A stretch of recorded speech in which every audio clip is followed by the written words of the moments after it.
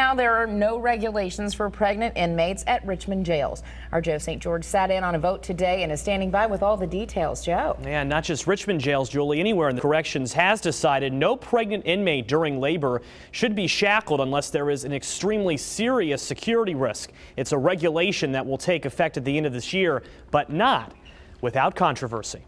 You know, any vulnerable population is treated with respect, and that our laws here in Virginia appropriately care for them. It's an issue that Holly Coy and the Virginia Interfaith Center has been advocating for years. Prohibit, in most circumstances, the use of shackles and ankle restraints from pregnant women who are in prison before and during labor.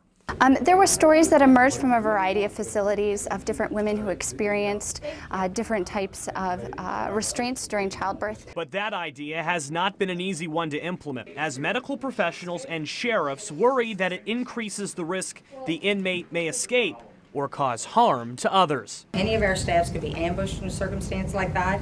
The woman could then be taken from that situation. Staff could be killed. But today, the State Board of Corrections, after a year of debate, all in favor, decided to put in place a ban prohibiting correctional officers from using such tools unless a serious security risk is posed, a compromise, according to the state's director. we put regulations in place that will just look out and pay extra attention to pregnant inmates. These restrictions will now be drafted into official language that will become state regulation later this year. Sheriff Woody of the city of Richmond welcomes the decision. I think it's a great thing that they're coming together now, as it clarifies protocol, but adds it only takes one incident with a doctor or nurse to make this humane decision a humiliating one. they're at risk at all times.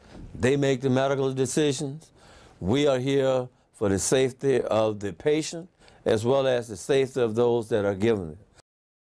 Again, the new measures requires deputies to be very careful when dealing with inmates who are pregnant, requiring them to not use shackles or any other restraints unless a very serious situation, of course, that occurs. That, of course, is subjective, but they're putting in place reporting measures to make sure when that happens, it's documented. In studio tonight, Joe St. George, CBS 6 News.